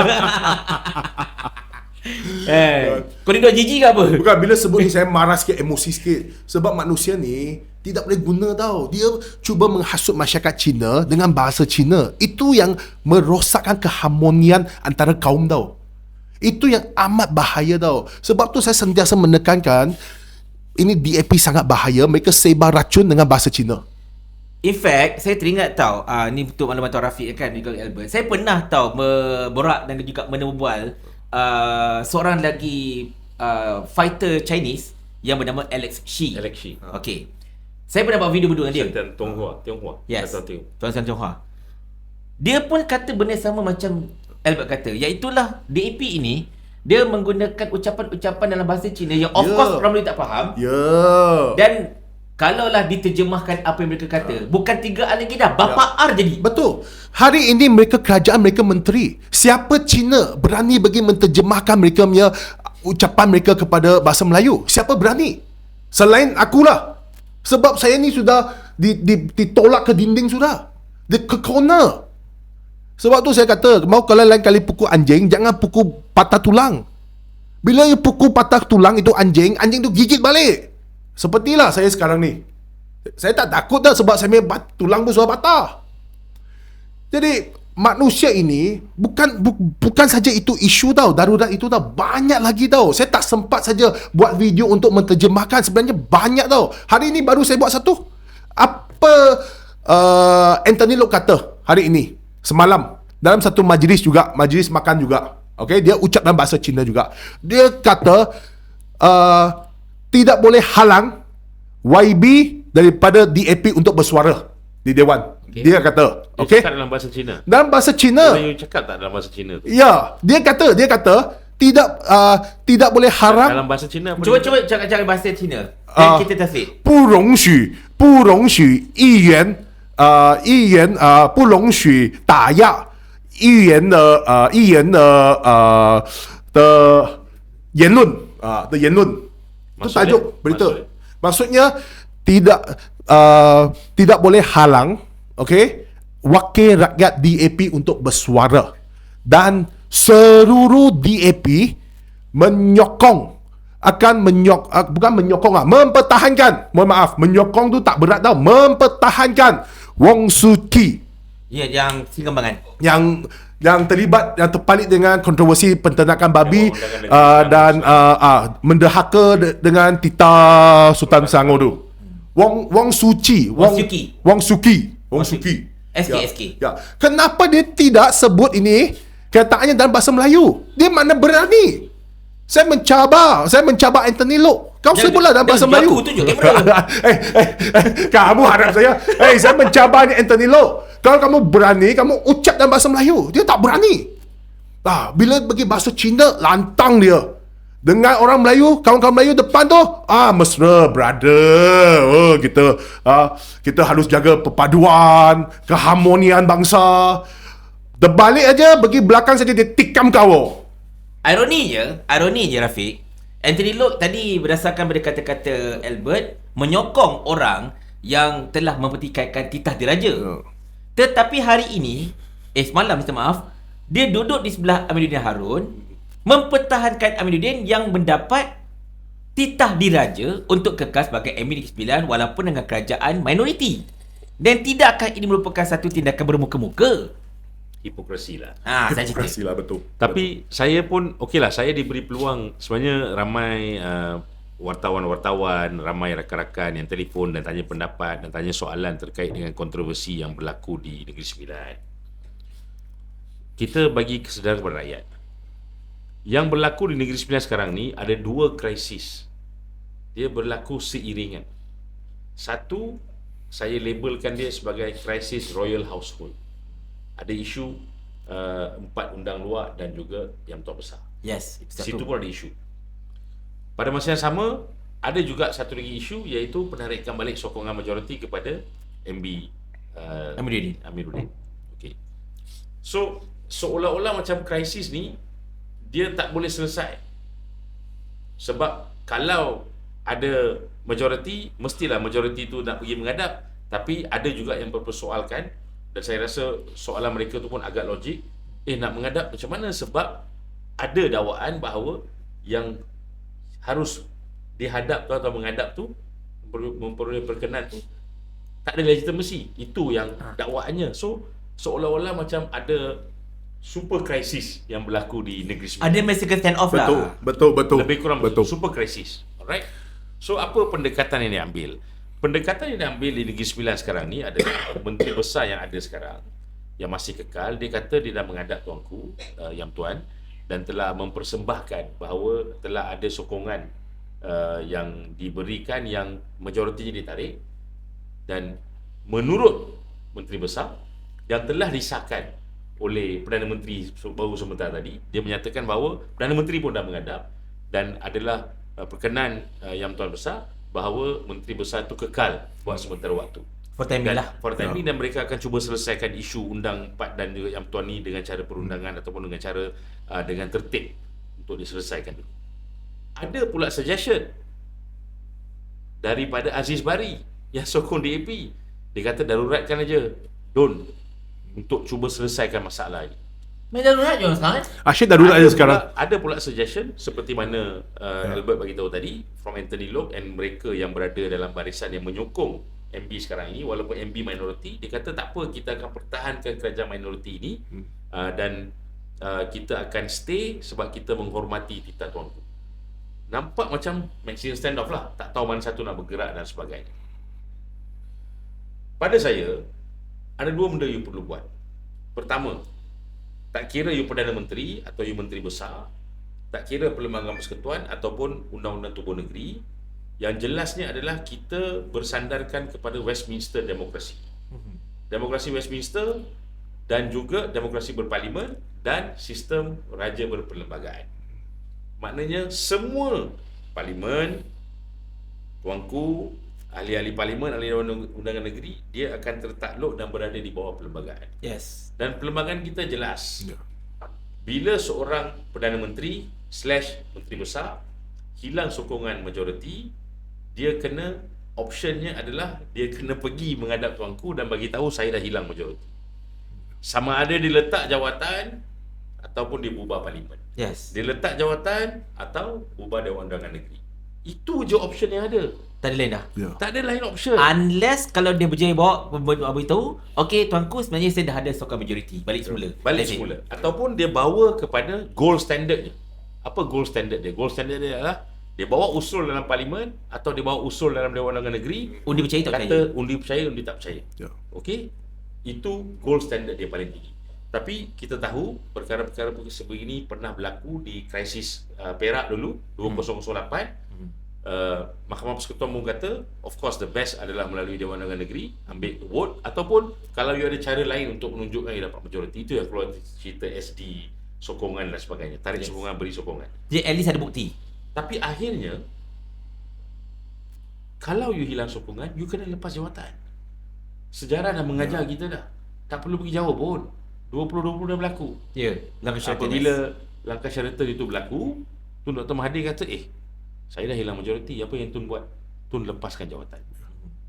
Of course, kita tahu apa yang berlaku selepas itu. Dan kemudian dilabelkanlah tebuk atap dan sebagainya. Itu semua adalah label-label dari segi politik. Tapi undang-undangnya cukup jelas. Tapi ada satu lagi cara untuk membuat penyelesaian, iaitu dengan pakai perkara 130 Perlembagaan Persekutuan, di mana ada satu soalan yang boleh ditanyakan melalui satu bentuk undang-undang, soalan undang-undang yang ditanyakan terus kepada Mahkamah Persekutuan. Maknanya Mahkamah Persekutuan boleh sebenarnya mendapat soalan tersebut tidak lain tidak bukan daripada Duli Yang Maha Mulia Sri Baginda Yang Tuan Agong, bertanyakan soalan, minta satu advice, minta satu nasihat perundangan daripada Federal Court, Mahkamah Tertinggi Negara, tentang isu perlembagaan ini. Tapi jawapan mudahnya adalah kalau you Perdana Menteri, kalau you Menteri Besar di bawah Perlembagaan Persekutuan, dan juga kalau untuk DUN ni di bawah Undang-Undang Tubuh Negeri, kalau you hilang majoriti, you kena lepas jawatan. Tapi sekarang ni yang berlaku adalah dia nak still pegang jawatan, Clinging on to this one. So apa yang perlu buat sekarang ni, terpulanglah kepada yang majoriti tu, yang kata dia dah ada majoriti, ialah yang kena pergi menghadap atau buat something di Dewan Undangan Negeri. Peliknya adalah berapa jarak KL dengan Putrajaya dengan Seremban? Adalah dalam 50 kilo? 50 kilo aja. 40 kilometer. 50 lebih lah. 50 lah, kita kira 50 aje lah. Berkawan di Putrajaya, jadi lawan di Negeri Sembilan. Tapi itulah satu soalan saya tanya kepada Rafiq. Sebenarnya antara benda yang berlaku sukan undang dan sebab main politik. Let's say lah kalau yang majoriti ini, contohnya 14 adun Barisan Nasional bersama-sama dengan 5 adun Perikatan Nasional, mereka ada 19. Sebab kita semua tahu nak dapatkan Kerajaan Negeri Sembilan, majoriti mudah 19. Okey. Mereka menghadap Yang Tuan Besar Negeri Sembilan, membawa bukti majoriti tersebut.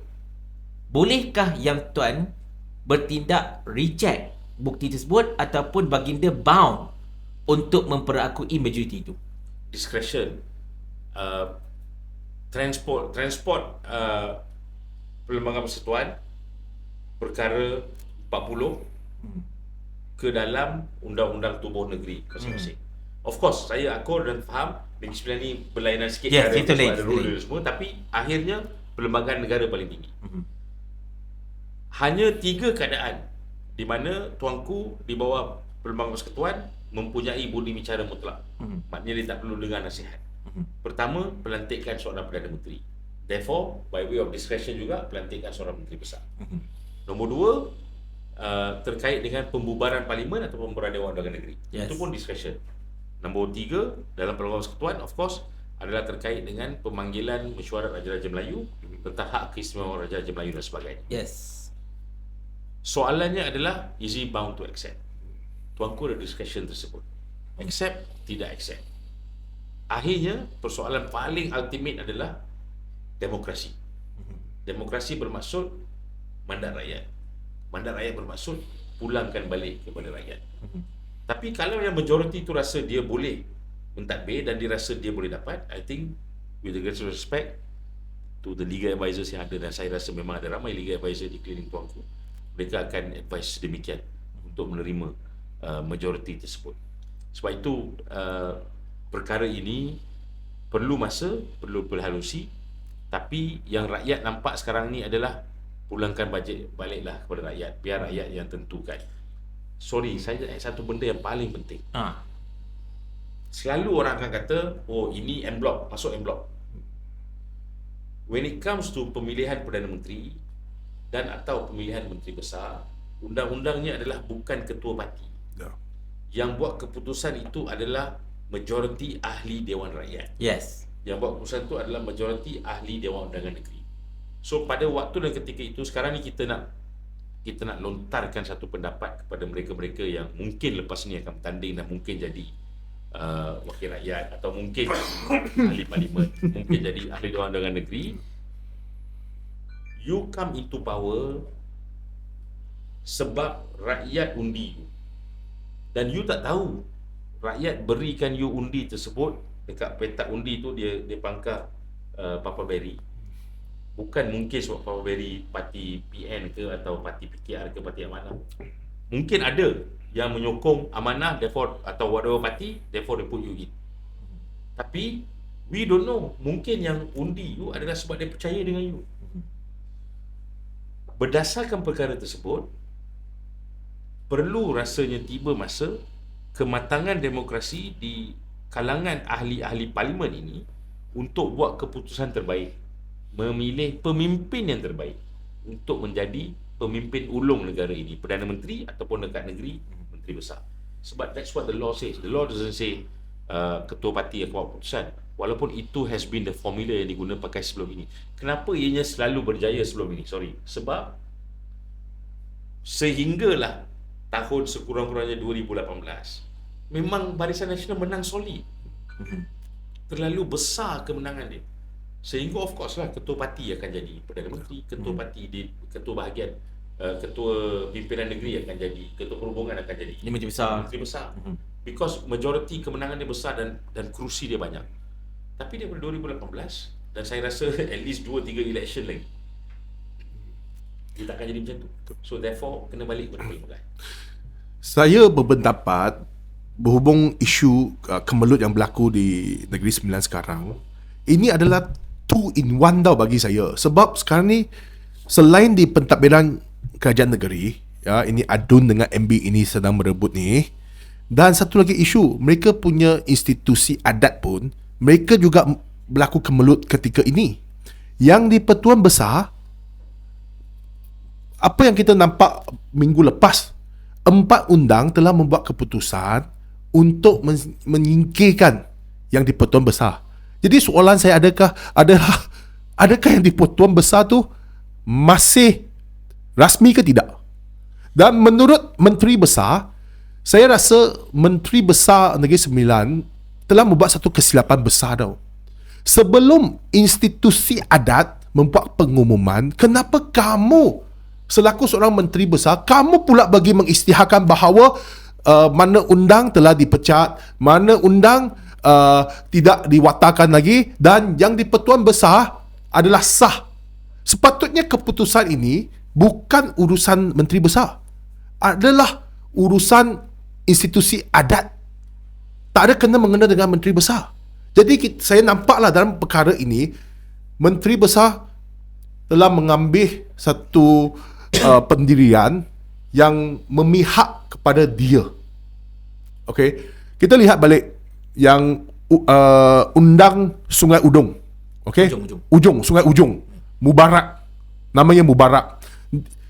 Menteri Besar kata dia telah dipecatkan bulan Mei tahun lalu. Yes. Tapi mesyuarat tu baru saja dilakukan, baru saja 17 April, baru sahaja. Kenapa dia dipecat bulan Mei? Sekarang kamu baru buat mesyuarat untuk mengesahkan pemecatan tersebut. Ini adalah tidak masuk akal. Pertama, menurut Undang-Undang Pertubuhan Negeri Sembilan, jika satu undang dipecat, 3 undang membuat keputusan untuk menyingkirkan yang di Pertuan Besar tetap boleh dilakukan. Tiba-tiba Menteri Besar pula kata seorang lagi dari Undang Rembau belum diwatakan. Tetapi dia telah dilantik 2 tahun sudah. Kenapa dalam masa 2 tahun kamu tidak watakkan dia? Kamu telah bayar gaji dia 2 tahun, telah bagi driver 2 tahun, dia telah menikmati kediaman rasmi lah, kereta lah, dan pegawai-pegawai dan sebagainya.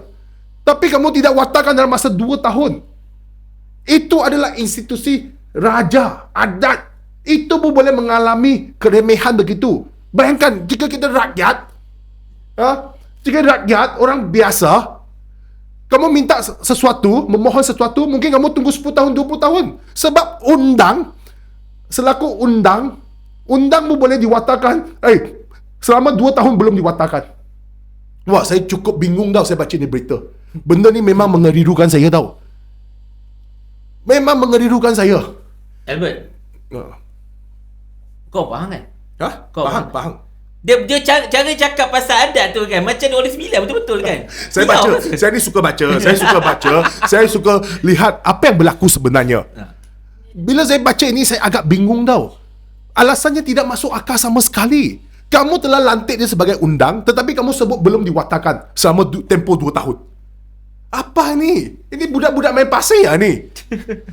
Tapi betul lah. The thing is, inilah yang saya boleh katakan sebenarnya. Jadi Rafiq menyebut tentang 2 krisis dengan Negeri Sembilan yang terkait. Dan boleh saya katakan sebenarnya krisis yang kedua itu berlaku kerana krisis yang pertama.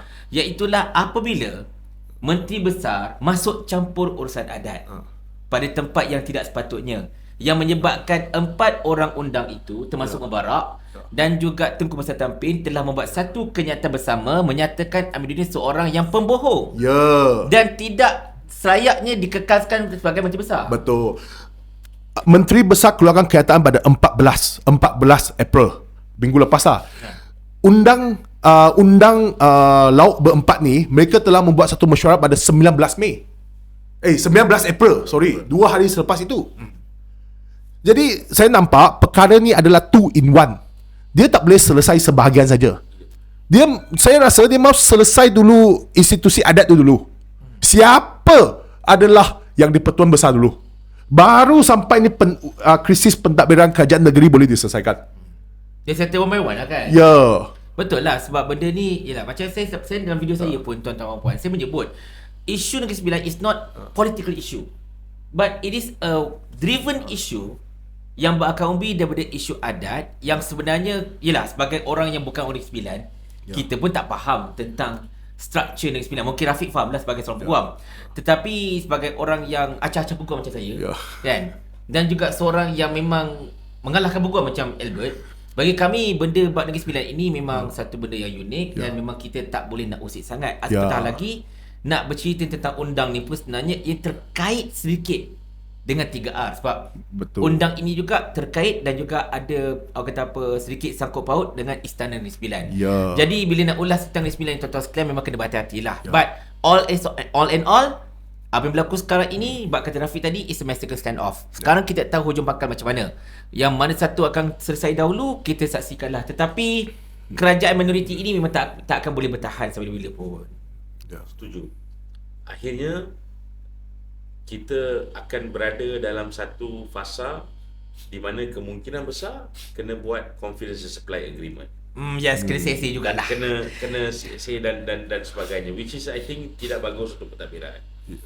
Sebab tu kalau pada saya, of course saya bukan Menteri Besar, saya tidak terlibat dalam Dewan Undangan Negeri Sembilan. Antara nuclear option yang ada lah, orang kata nuclear option ni kita boom, memang selesaikan secepat mungkin. Nuclear optionnya adalah mungkin kita guna pakai perkara 130 Pelbagai Persekutuan, tanya satu soalan undang-undang kepada atau minta advice opinion daripada kerajaan Mahkamah Persekutuan, dan untuk tengok apa penyelesaian terbaik. Itu option yang ada. Tapi ini adalah option-option yang sepatutnya mungkin mereka dalam kerajaan atau mungkin mereka yang berminat kalau boleh nak cuba explore untuk cuba cari penyelesaian. Tapi number one principle dia adalah kalau you dah hilang majority, you kena letak jawatan. Because akhirnya rakyat letakkan you kat situ. Kalau you terlalu kemelut, baik rakyat selesaikan untuk you.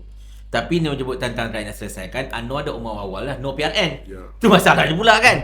Tapi ini satu lagi, Anwar kata, hari ini saya nampak kenyataan beliau, dia kata menurut yang di-Pertuan Besar Negeri Sembilan, kekalkan Menteri Besar ni. Soalannya, adakah yang di-Pertuan Besar sekarang ni adalah sah? Itu soalan dia. That is the biggest sebab 4 undang telah membuat keputusan menyingkirkan beliau. Jadi sekarang ni, jika dia tidak sah, kenyataan keputusan yang dibuatnya, titanya adalah tidak sah. Itu yang Rafiq tadi kata tadi. All in all, kena balik pada 130. Sebab benda ini dah terlampau complicated. Bukan oleh kepada 130. Antara option yang boleh 130. Sorry. Tapi at the end of the day, saya rasa ini adalah satu perkara yang saya katakan tadi dual crisis. Dan penyelesaian dia pada saya sekurang-kurangnya pemahaman saya dari segi undang-undang, kalau MB dah tahu dia dah hilang sokongan majoriti tersebut, saya rasa dia patut dengan hormat melepaskan jawatan tersebut. Kalau ada majoriti lain lah yang akan ambil, tapi akhirnya Negeri Sembilan berada dalam krisis. Ya. Memang kerasa gila-gila. Tapi itulah, kita nak cerita panjang pasal ni, banyak cerita daripada SPRM membawa kepada hak kebebasan bersuara dan juga membawa lah kepada isu Negeri Sembilan dan sebagainya. Dia tak diam, kita dah dekat pukul 11 pun sebenarnya kan untuk kita buat rakaman ini. Tapi apa-apa pun memang saya cakap terus terang, kita akan repeat lah dengan Albert dan juga Rafiq sebab banyak sebenarnya perkara yang boleh kita perkatakan. And for maybe last word, boleh kita start dengan Rafiq dulu. Baik, saya berterima kasih kepada masyarakat Malaysia. Saya berterima kasih kepada rakyat sebab saya tengok ni pun podcast rakyat. Saya ucapkan terima kasih juga kepada penganjur, dan saya rasa perlu lebih diskurs dan perbincangan seperti ini supaya rakyat faham apa yang berlaku. Dan saya alu-alukan sebenarnya, kalau ada pandangan yang mungkin berbeza daripada kita, sila berikan. Kalau ada komen yang berbeza daripada kita, sila berikan. Dan itu adalah tugas kita untuk menjawab dan tugas kita untuk memeriahkan lagi discussion tersebut. Sebab akhirnya, seperti mana saya selalu katakan di mana-mana pun, ini negara kita, dan rakyatlah yang akhirnya akan selamatkan negara ini. Alright, so Albert, last word insyaAllah. Okey, saya menyuruh seluruh rakyat Malaysia jangan takut kepada kerajaan sekarang, terutamanya tindakannya cuba menyekat suara, cuba menakut-nakutkan kita semua. Jangan takut. Jangan takut. Mari kita sama-sama bangkit supaya kita menyampaikan satu mesej yang jelas kepada kerajaan. Era ini bukan lagi zaman dulu. Kamu tak boleh pakai keganasan untuk menekan kita lagi. No way. Tak boleh pakai cara tangkap lah, sekat. No way. Jadi rakyat semua jangan takut. Kekalkan kritik kerajaan, kutuk kerajaan jika dia melakukan kesalahan. Saya kena adil. Jika benda tu mereka buat bagus, kita kena puji. Jika mereka buat salah, jangan takut. Kekalkan, hantam mereka. Okey? Dan tidak lama lagi akan pilihan raya umum akan diadakan. Kan kita nampak keadaan situasi sekarang, sini kecoh, sana kecoh. Ini rumah Anwar Ibrahim, pejabat Perdana Menteri, depan bakar, belakang bakar, kiri kanan pun saya nampak sudah ada asap, tak tahu bila bakar lagi. Jadi kita kena sampaikan kepada seluruh rakyat Malaysia apa yang berlaku sebenarnya. Hasrat kerajaan hari ini, terutamanya Madanon ini, dia memang akan sekat kamu, dia mau menakutkan kamu supaya kamu jangan pergi sebarkan. Sebarkan berita benar. Berita yang memang berasas. Sebab dia tak mau orang nampak kegagalan dia. Dia tak mau orang nampak kesilapan dia. Lagi dia takut dengan benda-benda tu tersebut, okey? Kita mau menekankan, lagi kita mau memperjuangkan. Ya. Tadi Albert, you kata kalau kerajaan buat benda bagus, kita akan puji. Ya, jika dia buat baju bagus, kita kena puji. Ada tak yang bagus sekarang yang kerajaan buat? Nampaklah bila tanya saya soalan ni, saya pun sudah jam 3 saat, saya pun tak boleh jawab. Kamu faham lah, kan? Saya tak nampak lah ada apa yang bagus lah. Saya tak nampak lah. Sebab Anwar ni, ini satu lagi, sebelum tutup ni saya kena ulas. You punya kawan baik, jual number plate. Bagus. Oh, Anthony Loke, saya tak kenal dia tu. Dia sekarang pun tengah pening kepala, mungkin malam ni pun tak boleh tidur sebab krisis ini Negeri Sembilan. Dia kan salah seorang adun di sana. Dan sebelum tutup ni saya ingin menekankan satu perkara yang agak penting lah.